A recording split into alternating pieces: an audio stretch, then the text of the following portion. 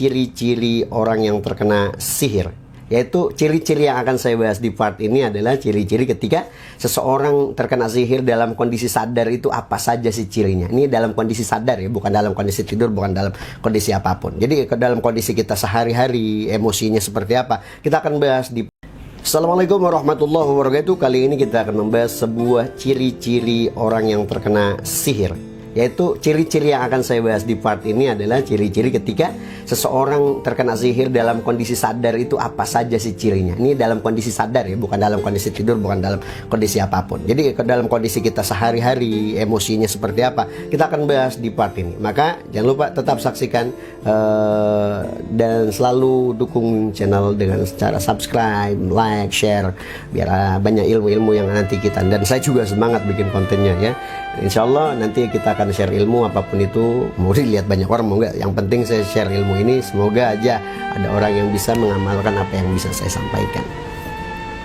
Dan kali ini adalah satu hal yang memang perlu kita ketahui, bahwa ciri-ciri sihir kondisi terjaga itu adalah memang dominan kadang tidak disadari oleh orang yang mengalami gejala sihir tersebut. Di antaranya apa saja sih cirinya? Jadi ada beberapa ataupun tanda-tanda gangguan jin atau sihir pada manusia. Maka periksa tanda-tanda tersebut sebelum kita semakin jauh jin itu ataupun sihir itu, sebelum sihir tersebut berlarut di dalam tubuh manusia. Ya, jika sebagian ataupun ada beberapa tanda saja, jadi ada beberapa tanda kecil, ada beberapa tanda besar, ada beberapa tanda.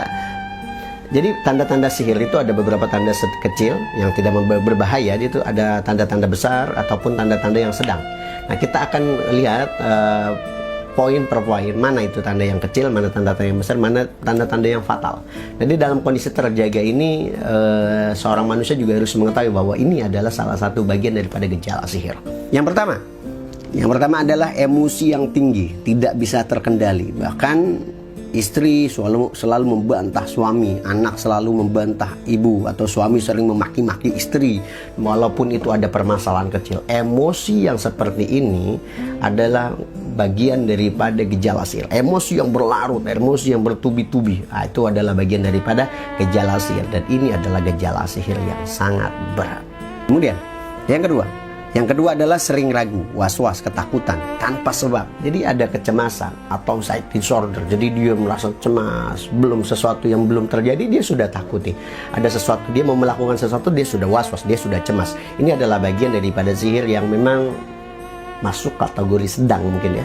Yang ketiga, itu adanya dorongan kuat untuk melakukan perbuatan maksiat ataupun perbuatan yang memang membuat malas dalam hal beribadah. Jadi kalau ada ciri-ciri tanda di mana kita senang berbuat satu keburukan kemudian kita malas untuk berbuat kebaikan, itu adalah sebagian daripada tanda-tanda sihir. Kemudian yang keempat adalah sulit khusyuk dalam mengerjakan sholat dan lupa rakaat sholat, dan ini yang sering terjadi. Maka ketika seseorang itu dalam sholat 3-4, nah itu ada setan yang mungkin atau jin yang mengganggu kita setiap sholat kita. Ketika lupa rakaat 3 ataupun 4, itu adalah bagian daripada seseorang tersebut sudah mengalir di dalam tubuhnya, yaitu gejala sihir. Kemudian yang kelima, sesak napas dan ngantuk berat saat membaca Al-Quran, dan tidak bisa membaca Al-Quran lebih daripada 3 ayat, atau tenggorokannya agak sulit untuk mengucapkan sesuatu ketika dia baca Quran, ataupun selalu tertidur ketika membaca Al-Quran.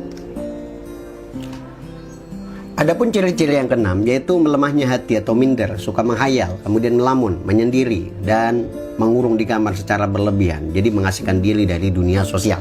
Jadi ini yang sering banyak terjadi di anak-anak muda. Biasanya orang-orang yang seperti ini adalah punya edik ataupun punya ketergantungan terhadap handphone, kemudian biasanya dia tergantung terhadap narkoba, alkohol, dan lain-lain. Dia antisosial. Ya, ini ada termasuk daripada bagian psikologi yang memang ciri-ciri orang-orang yang terkena sihir. Kemudian yang ketujuh, yaitu jadi sakit menahun ataupun sering sakit kepala, kemudian telinga sering mendengung, kemudian pegal di bahu, terus di belikat dan paha, sakit gigi ataupun mata, tenggorokan, lambung, dada, kemudian sesak tanpa sebab yang jelas, dan itu ketika dicek oleh dokter tidak ada gejala apapun. Biasanya ini akibat daripada gejala-gejala psikosomatis ataupun gejala medis yang diakibatkan daripada gangguan psikis. Sihir kalau sudah masuk kepada tubuh seseorang, itu yang biasa yang diserang adalah bagian pikiran, sehingga orang-orang yang terkena sihir itu orang-orang yang cenderung pikirannya bermasalah, kemudian cara pola pikirnya, cemasnya tinggi, emosinya tidak terkendali. Kemudian 8, memandang remeh kegiatan ibadah ataupun suka malas terhadap zikir, suka malas untuk baca sholawat, suka malas untuk diajak kepada majelis ilmu, kemudian diajak kajian, itu susah. Kemudian kesembilan yaitu depresi ataupun pikirannya linglung, merasa sedih, kecewa ataupun jantung berdebar-debar. Jadi hal-hal yang seperti ini adalah gejala-gejala yang memang sedikit sering terjadi kepada orang-orang yang memiliki usia yang lanjut. Biasanya itu sering terjadi ketika dia merasakan cemas berlebihan, jantung berdebar-debar. Jadi kecemasannya tidak terkontrol. Yang ke-10 yaitu sering kesurupan. Yang ke-10 yaitu sering kesurupan, baik separuh ingatan atau semua ingatan total, jadi tidak ingat sama sekali. Jadi kalau orang yang sering mengalami kesurupan, gejala-gejala sihir tersebut adalah bagian gejala sihir yang sangat berat, dan memang ini tidak boleh dibiarkan begitu saja. Baiknya harus dikonsultasikan kepada orang-orang yang paham. Jadi gejala-gejala yang orang-orang sering mengalami kesurupan itu kalau dalam bahasa psikologi itu mengalami skizofrenia. Dan memang kalau orang yang terkena gejala kesurupan ini memang agak butuh proses untuk diruqyah. Kemudian pasti orang yang terkena gangguan seperti ini biasanya dia kalau diruqyah baru baca bismillah dia langsung histeris. Jadi tidak semua orang yang diruqyah itu memiliki efek yang sama. Jadi jangan sampai kita mengartikan ruqyah itu kalau diruqyah pasti muntah, diruqyah pasti muntah darah misalnya. Kalau diruqyah pasti kesurupan. Tidak semua orang yang diruqyah itu mengalami gejala yang sama ataupun reaksi yang sama ketika dia diperdengarkan ayat-ayat ruqyah. Kemudian yang ke-11 yaitu sering mendengar bisikan atau memanggil namanya sendiri, ataupun ada yang mengajak bicara. Jadi ada bisikan-bisikan ataupun ada unsur perintah kepada satu kejahatan, seperti suruh di bisikan tersebut, di dalam bisikan tersebut suruh membunuh misalnya, ataupun memukul, meloncat, ataupun memperkosa, ataupun juga suruh terjun ke sungai atau jurang, ataupun menabrakkan diri dan ataupun melukai dirinya sendiri. Dan ini kadang-kadang terjadi kepada orang-orang yang mengalami gangguan jiwa ataupun sihir humul lah kalau dalam ini. Dan ini gejala sihir yang sangat berat.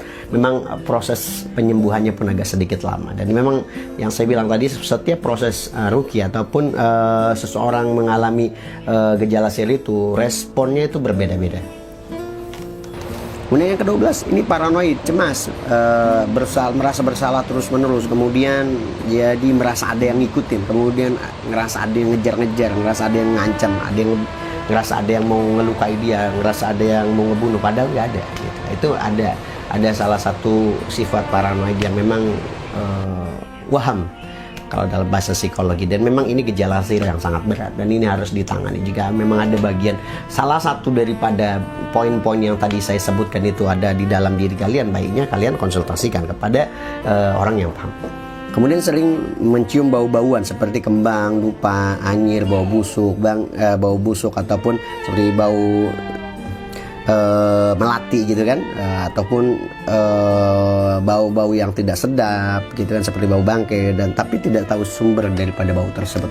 Kemudian yang ke-14 itu mengalami pusing ataupun vertigo. Jadi benda-benda seakan akan bergerak sendiri, dan ini memang gejala-gejala medis ya. Memang ini gejala yang sangat berat. Gejala-gejala vertigo ini sering dialami oleh beberapa orang. Kemudian yang ke-15 adalah melakukan tindakan-tindakan aneh tanpa disadari, di luar kendali, atau seperti ada yang mengendalikan, atau seperti ada yang menahan, atau kondisi sadar ataupun tidak sadar sekalipun. Jadi tangannya kayak misal kalau kita dibaca bismillahirrahmanirrahim, tangan gerak sendiri gitu ya. Kemudian ketika mendengar suara azan tuh kayaknya tegang gitu kan. Nah itu adalah kondisi-kondisi seseorang yang terkena sihir, yang ini gejala yang sangat berat dan harus cepat diatasi. Kemudian ke-16 itu memiliki kemampuan spiritual, semisalnya itu bisa meramal, kemudian bisa menerawang, kemudian bisa membaca pikiran orang lain, dan memang mengetahui peristiwa yang akan terjadi.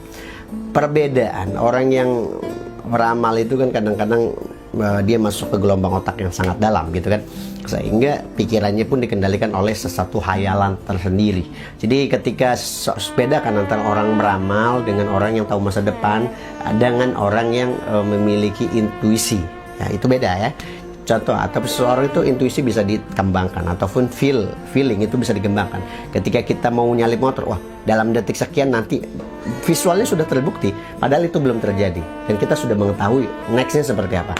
Dan ketika kita beli ini, kita menggambarkan nanti besok kita nggak makan, itu bagian daripada feel atau bagian daripada rute kehidupan yang memang kalau melakukan itu akan terjadi seperti itu, kalau melakukan ini akan terjadi seperti ini, yang kalau melakukan demikian akan terjadi demikian. Jadi kalau memang meramal itu contoh hal kecil, bedakan antara meramal dengan ini.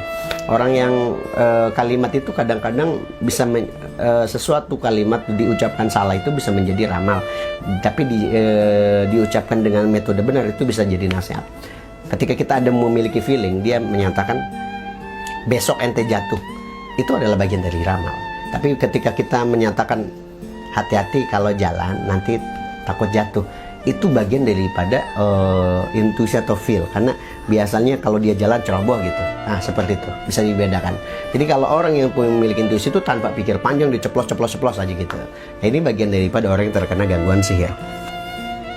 Jadi bedakan ya antara sixth sense, clairvoyance. Jadi ada, nanti kita akan bahas apa itu kinerja sixth sense, ataupun kalau kita bilang indera keenam gitu. Indera keenam itu apakah setiap manusia punya, dan memang banyak yang menyalahgunakan dan memang tidak paham apa itu indera keenam, kenapa itu feel, apa itu bagaimana kinerja otak, dan itu Allah sudah desain otak kita dengan kemampuan yang sangat dahsyat.